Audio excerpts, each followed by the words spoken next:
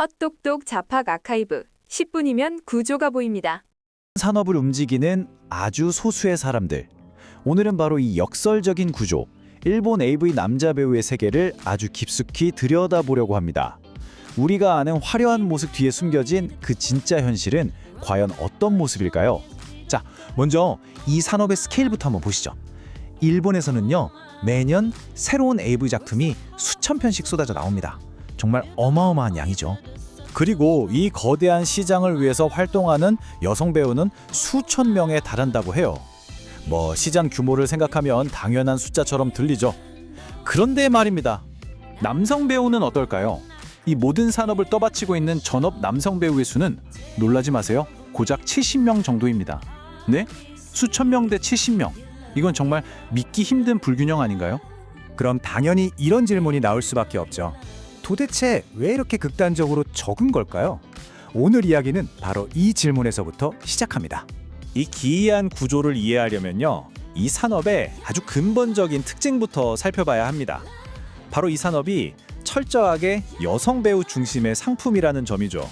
핵심은 딱 이거예요. 주 소비층이 남성이고 모든 스포트라이트가 여성 배우에게 쏠려있기 때문에 남성 배우는 어떤 스타나 브랜드가 아니라는 겁니다. 그저 작품을 완성시키는 하나의 부품, 그러니까 기능적인 역할로 소비된다는 거죠.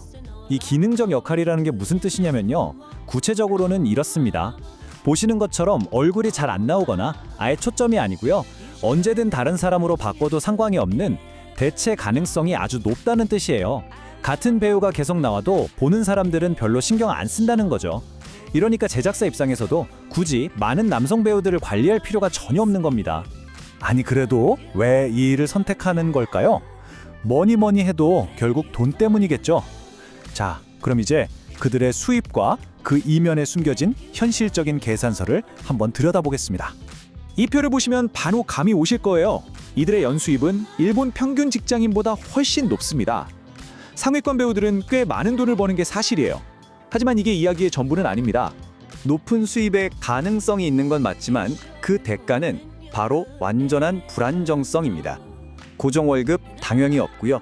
건강보험이나 연금 같은 사회적 안전망이 전혀 없는 말 그대로 프리랜서인 거죠. 일이 딱 끊기는 순간 수입은 그대로 제로가 되는 겁니다. 그렇다면 이렇게 독특하고 폐쇄적인 세계에는 다들 어떻게 발을 들여놓게 되는 걸까요? 무슨 공개 오디션이라도 있는 걸까요? 의외로 가장 흔한 방법은 바로 지인 소개입니다.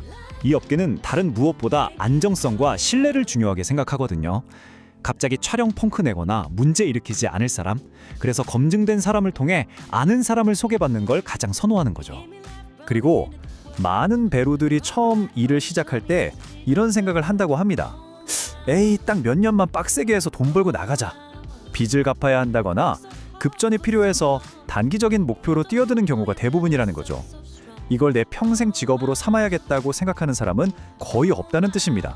자, 그럼 이제 직업적인 측면을 넘어서요, 이 일이 한 개인의 삶, 특히 가족 관계에는 어떤 영향을 미치는지 한번 살펴보겠습니다. 이걸 이해하려면 세켄테이라는 일본의 독특한 문화를 좀 알아야 합니다. 아주 간단히 말하면 남들 시선, 사회적 체면을 엄청나게 중요하게 여기는 문화예요. 바로 이 세켄테이 때문에 가족들이 엄청난 압박을 받게 되는 거죠. 그래서 가족들의 반응은 보통 이런 단계를 거친다고 해요. 처음에는 당연히 충격받고 반대하죠. 왜 하필 그런 일을 하냐고요. 그러다 시간이 좀 지나면 어쩔 수 없지만 할 거면 빨리 돈 벌고 그만둬라, 이런 식의 조건부 묵인으로 바뀐다는 겁니다. 하지만 마음으로부터 완전한 이해와 지지를 받는 경우는 거의 없다고 합니다. 그리고 이 막연했던 사회적 압박이 아주 현실적인 문제로 다가오는 결정적인 순간이 있습니다. 바로 내 아이가 태어났을 때입니다.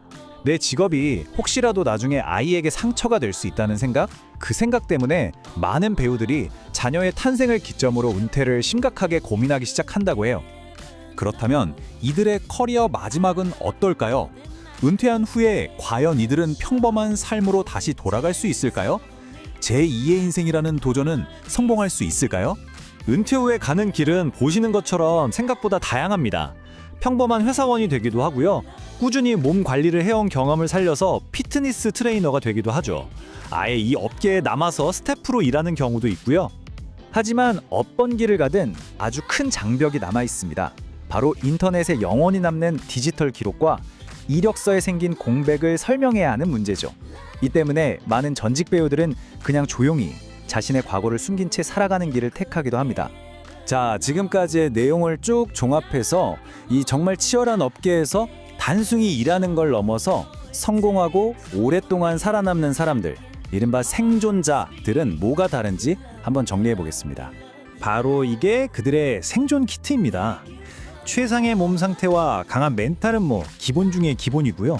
여기에 꼼꼼하게 인맥을 관리하고 버는 돈을 허투루 쓰지 않는 엄격한 재정 관리가 더해져야 합니다. 그리고 가장 중요한 것, 바로 연기 말고 다른 길을 미리 준비하는 확장 전략이 있느냐는 거죠. 단순히 연기만 잘해서는 절대 오래 버틸 수 없는 세계인 겁니다. 결국 이 바닥에서 진짜 성공한 사람들은요, 배우 경력을 발판 삼아서 제작이나 후배 양성, 브랜딩 같은 다른 비즈니스로 넘어간 사람들입니다.